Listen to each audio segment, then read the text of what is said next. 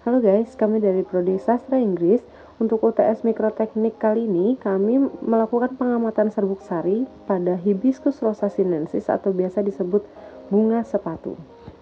Oke, sebelum kita memulai pengamatan serbuk sari pada bunga sepatu ini, kita akan mengetahui dulu apa sih sebenarnya bunga sepatu ini dan apa manfaatnya. Hibiscus rosa sinensis atau yang biasa disebut sebagai bunga sepatu atau bunga trompet adalah tanaman semak suku Malvaceae yang berasal dari Asia Timur dan banyak ditanam sebagai tanaman hias di daerah tropis dan subtropis. Bunganya besar, berwarna merah, dan tidak berbau. Untuk manfaatnya, berbeda-beda untuk setiap negara. Untuk di negara kita sendiri, di Indonesia, daun dan bunga ini bisa digunakan sebagai pengobatan tradisional dan dikeringkan juga untuk diminum sebagai teh.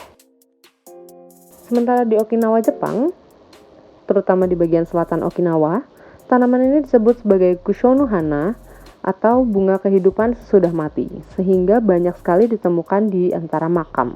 Untuk serbuk sari sendiri atau dikenal dengan pollen, merupakan komponen penting tanaman untuk berkembang melalui reproduktif.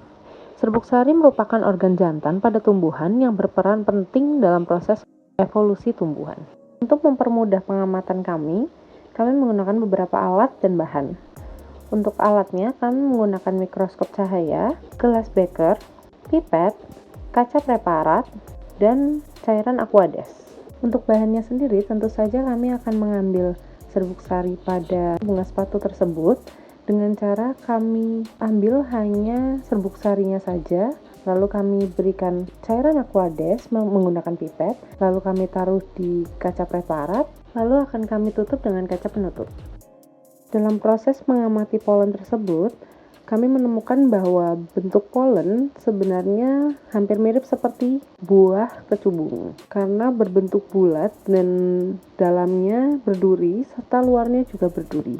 Tetapi untuk menemukan fokus tersebut kami sangat kesulitan dan kami berdiskusi apakah ingin diambil menggunakan perbesaran 10 kali atau 4 kali saja. Lalu kami berdua sepakat untuk mendokumentasikan keduanya melalui perbesaran 4 kali dan perbesaran 10 kali yang kami dapat hasilnya sebagai berikut.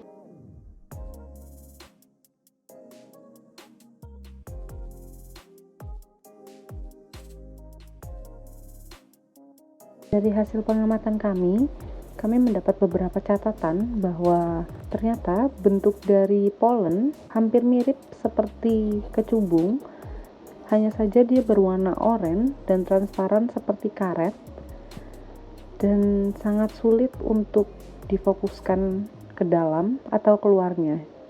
Karena ketika kami memfokuskan ke dalam, maka luarnya akan sangat ngeblur, sedangkan jika kami memfokuskan keluarnya, dalamnya akan tidak terlihat sama sekali. Selesai mengamati serbuk sari, kami menemukan kutu bunga berwarna putih yang sedang berjalan-jalan di atas kelopak bunga. Lalu akhirnya kami memutuskan untuk mengamati juga dan kami menemukan hasilnya sebagai berikut. Sekian pengamatan kami harap bisa memberikan edukasi baru untuk khalayak umum yang menonton video kami. Terima kasih.